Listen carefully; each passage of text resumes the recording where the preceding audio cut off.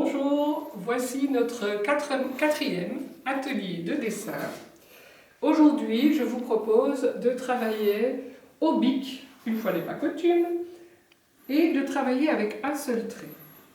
Pour ce travail-ci, il faudra aller sur l'ordinateur pour aller chercher une photo ou un dessin d'un visage ou même d'autres éléments, mais ici je vais travailler avec un visage. Alors pourquoi sur l'ordinateur?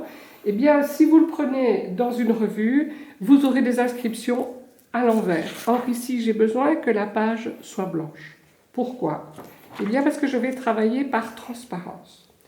J'aurai besoin également d'une feuille de papier machine, d'un bic, d'un crayon, d'une gomme et de papier collant ou papier craft, peu importe. Je vais commencer par placer ma feuille de papier machine sur mon modèle. Et je vais les attacher avec le papier collant sur une fenêtre.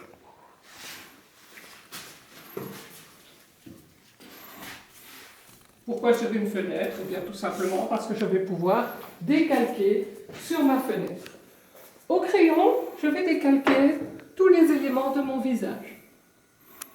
Les cheveux, le nez, les yeux, la bouche, la forme du visage, tout ce que j'ai. Et je vais le faire avec un trait fin. N'hésitez pas à rajouter un maximum de détails. Vous en aurez besoin pour faire votre travail. Les dents, la bouche, etc.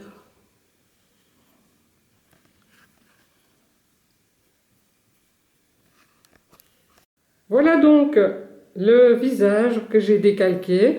Vous avez vu que j'ai mis un maximum de détails. Tous ces détails vont m'aider à reconstruire mon personnage.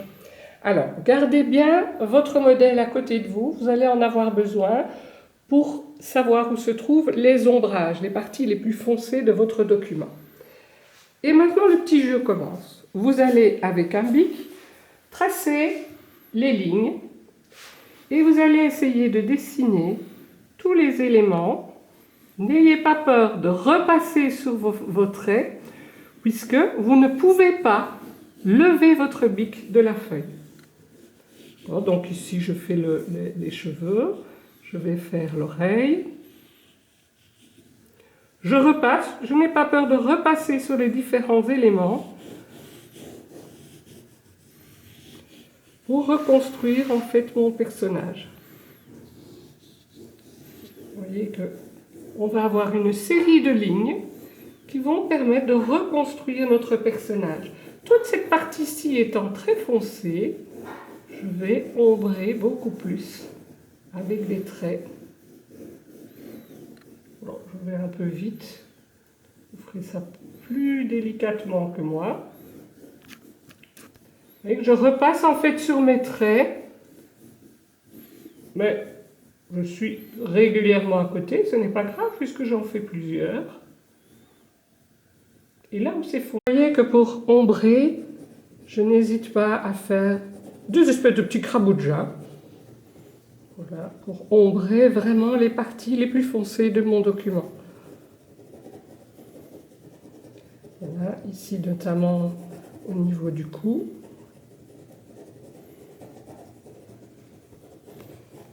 Et je termine ici. Et je n'ai toujours pas quitté mon crayon de la feuille. Voilà. Voilà. Lorsque c'est terminé, nous allons gommer tout le crayon qui nous a aidé à faire notre tracé. Ni vu ni connu, nous avons fait ça d'un seul trait, évidemment, en observant un personnage. Donc ici, j'ai été un petit peu rapide pour pouvoir vous le montrer. Mes craboujas, comme je les appelle, sont peut-être un petit peu grands. On peut aller travailler plus finement. On peut également travailler en deux couleurs. Ça donne de très beaux effets. Voici par exemple un document que j'ai fait en deux couleurs. Ça donne un petit effet plus lumineux peut-être. Et là, vous voyez que j'ai utilisé des feutres de couleur, tout simplement. Alors, on a travaillé sur un visage, ça pourrait être n'importe quel autre dessin, même une composition de vases, de tasses, etc., de fruits. Le but étant toujours de garder bien son bic sur la feuille et de ne pas avoir peur de faire des traits en trop. Voilà, bon amusement. N'oubliez pas de faire plein d'essais. C'est comme ça qu'on découvre des tas de choses surprenantes. Bonne journée à tous!